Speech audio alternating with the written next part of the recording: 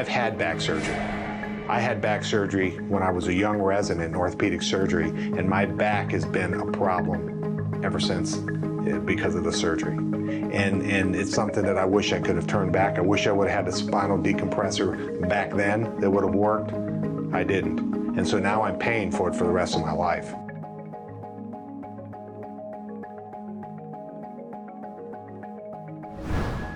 Seek medical attention for back injuries, knee injuries, and more. They seek the counsel of Dr. Timothy Kremchek. Regarded as one of the top orthopedic surgeons in sports medicine, Dr. Kremchek is the medical director and chief orthopedic physician for Cincinnati's professional baseball franchise and works with other sports franchises ranging from minor league baseball to soccer. Dr. Kremchek knows firsthand the risks back surgery presents. Now a staunch advocate for disc force and spinal decompression therapy, Dr. Kremchek suggests exhausting every alternative possible before opting for back surgery. Back surgery, the risks are enormous. Things that go on and potentially can go wrong with back surgery are enormous, and they're lifelong. So anything that you can do non-operatively has got to be your first choice, second choice, and again, multiple choices after that. Spinal decompression takes the disc from protruding and brings it back into its normal position and takes the pressure off the spinal cord and the nerve roots. Therefore, it takes a lot of the pressure and the spasm off of the musculature in the lower back, increases the range of motion, decreases the pain, and hence increases your function to do whatever you want to do. If I have a patient that comes in, I don't care who they are, and they've got back pain or neck pain, before I would ever recommend that they had a surgery, a surgical procedure, an invasive procedure, even an epidural, an injection, I would recommend the disc force because there's no downside to trying this, and it works. Barry Larkin, the longtime shortstop of the Cincinnati Reds, turned to spinal decompression as an alternative to possible career-ending surgery.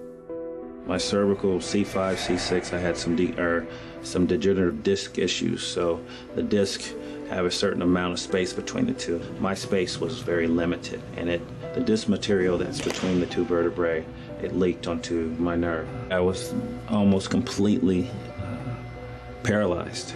So I go in, have surgery, and then the doctor says to me, okay, fine, now you're good for right now, but there's going to have to be some aftercare. So you're going to have to do something.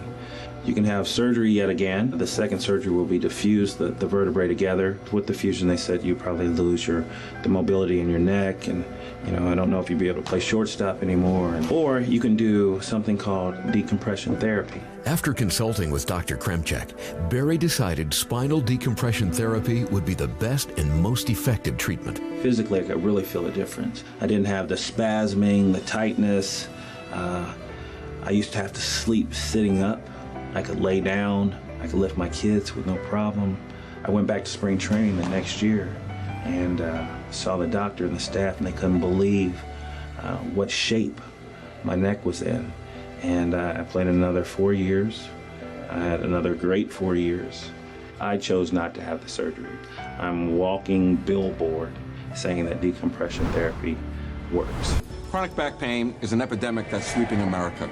It's actually the #1 cause of disability. It's estimated that over 40 million Americans, 1 out of 3 people, suffer chronic neck or back pain. The spine is a uniquely simple yet complex mechanism. In between each one of these vertebrae is a disc, which is made of nucleus pulposus and annulus fibrosus, but let's say fluid to make it simple. And as we're younger, these discs actually have more water content. The more water content, the more flexible. As we age, though, from constant compression, from these vertebrae moving up and down repeatedly, the fluid starts to diminish. As the fluid gets displaced, what happens is we develop areas, what we call herniations. Herniations can then rupture. A rupture then would put a trap to the nerve. The result, terrible pain. Sometimes you could have pain, back pain, neck pain, pain down your leg, pain down your arm. What we try to do with decompression is actually open up the vertebrae and allow that fluid to seep back in, which relieves the pain naturally, gently, effectively, not surgically.